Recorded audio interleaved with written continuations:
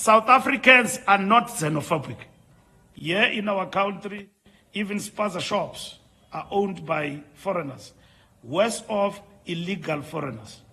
You get there, it is written Mukwena.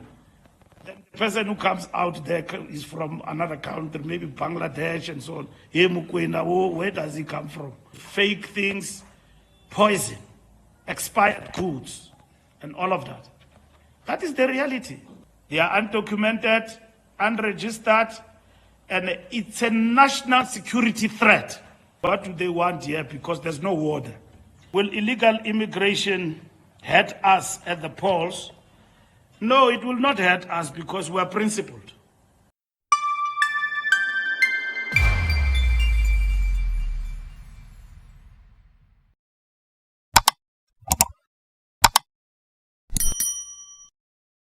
Among other issues that have been explored is the question of how do we deal with the question of ensuring that in the context of our laws, even small businesses are preserved for South Africans, like it happens in other countries.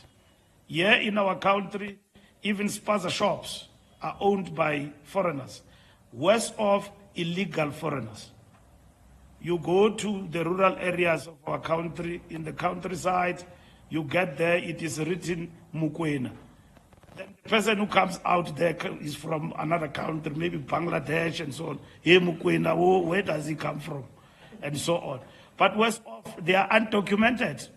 When I go to the township now, in Botshabelo, all those businesses are owned by foreigners.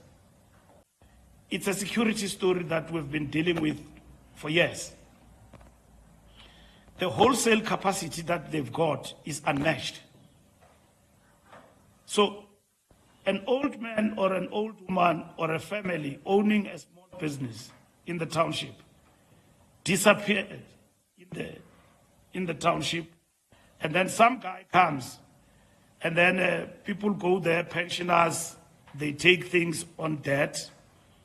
The business is not going under, it's flourishing. And we even found in the process that they are selling fake things. We found these stories in Skukuni, in Limpopo, where people were being sold fake things, poison, expired goods, and all of that. That is the reality that has faced us. So the role of government and the state is to tighten the laws to protect its citizenry without degenerating to a point where there are protests that are exploited by people with nefarious intentions. We are not focused on March and March. We are just putting policy before South Africans to say the state, the democratic state, must intervene and at the same time in terms of laws, but at the same time in terms of protecting the citizenry. If that does not happen, anyone can call himself a leader and emerge on a popular front and be funded by people with dubious interest to our country, to hurt our country's image.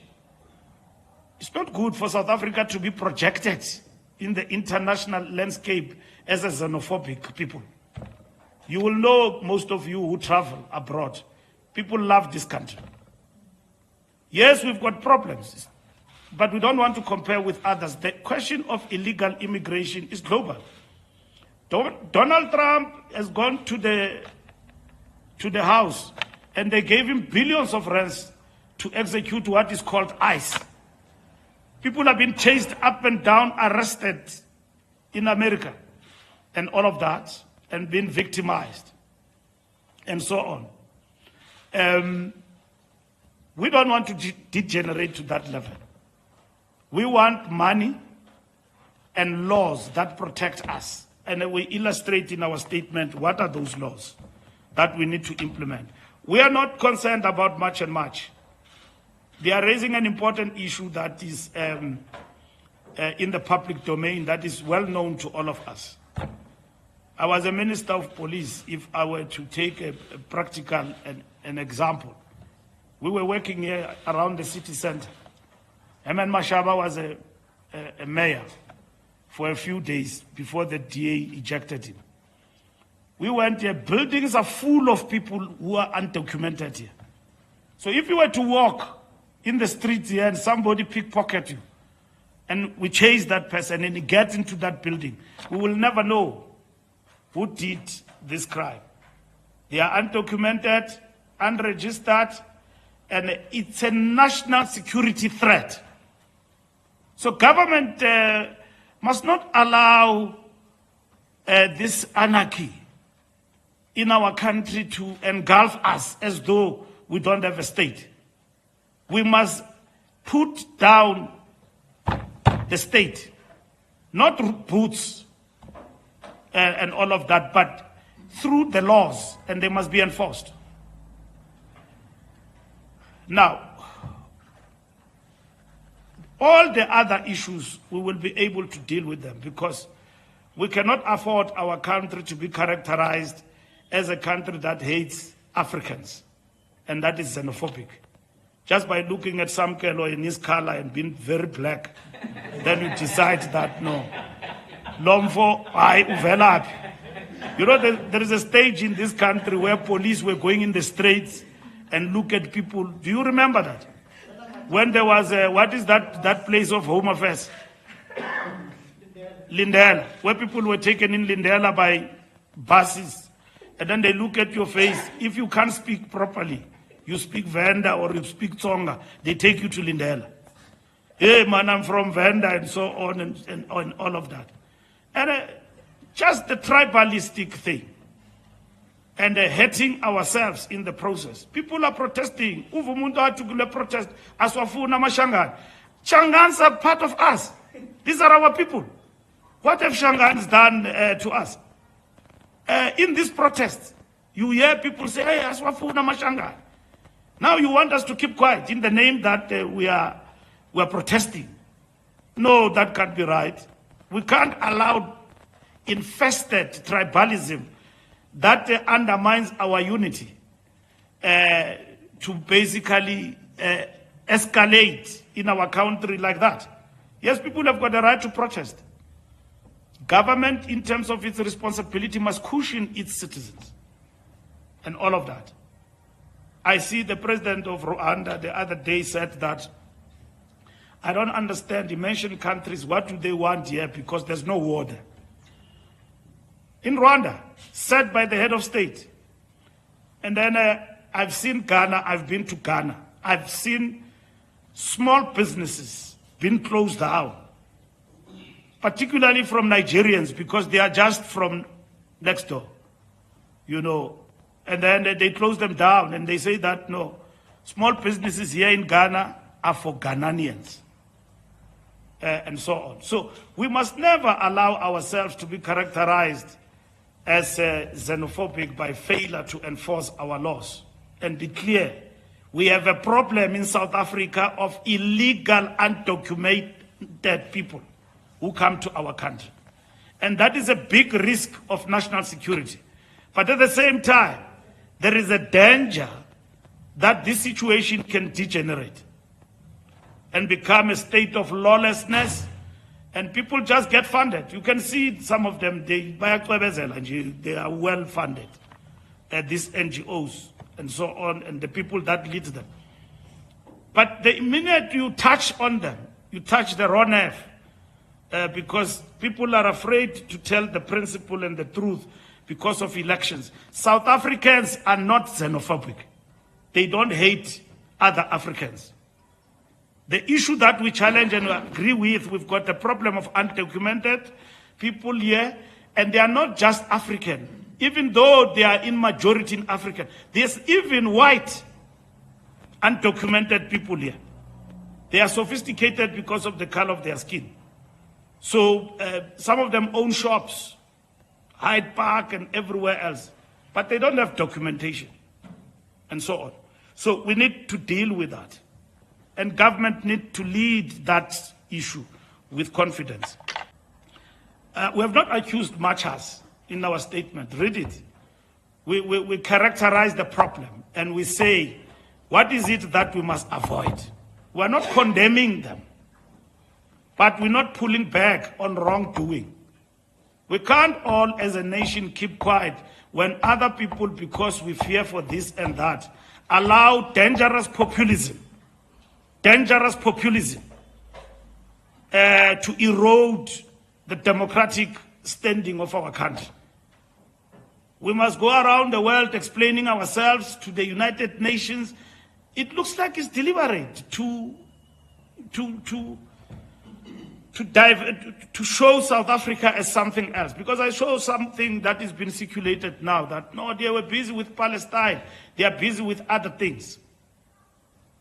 In their own country, they are failing to deal with their own situation, and so on. Now, we are detailing step by step what are the things that are happening. Yesterday, we attended a meeting in Pretoria, convened by government, including all these NGOs. When we arrived there, they were present. Of course, it's the right thing to do, to talk to people, but they must equally understand what the government is going to do. Because government cannot allow a state of lawlessness. You cannot go to national TV and threaten violence. Who are you? In a democratic state, express your views, criticize government about its ineptness, quote unquote, in dealing with matters of illegal immigrants. But don't call for violence in our country. We know what violence can do. These people who call for violence, look at what they did in June and July unrest, looting here in Joburg and KZN. And now they think, no, this thing is doable. You can go to TV and say that on such and such a date, if you don't move mountains, you will see what will happen. You are inciting violence. Innocent people are going to be, you know how many people we lost in the July unrest? More than 400 South Africans died in that thing. We will never support anarchy-driven activities. We are detailing in our statement, as a matter of principle, what we're supporting. We are not condemning anyone. We are addressing this challenge and what needs to be done to address it. Inspectors is not reactionary. It has been there on the agenda. We are raising it that now it must be accelerated. Will the immigration issue or the illegal immigration issue hurt the ANC at the ballot box? How do you see that going? Will illegal immigration hurt us at the polls? No, it will not hurt us because we are principled. We are very clear dealing with this, but we are not populist, going around beating up people. It's a very easy task of populists that can be done. It's a work of people who basically have got nefarious intentions and all of that and seek to undermine the image of the country. What South Africans must respect is the rule of law and call on the state to intervene in terms of the laws. So we're very clear about that. Populism will fade away like paraffin. You know, it comes now and tomorrow it is gone. We must stay the course. Yes, we must deal with the problem. The problem is well known. Undocumented foreign nationals in any country, like here in South Africa, it's a problem of national security for that country. It must be dealt with by the state.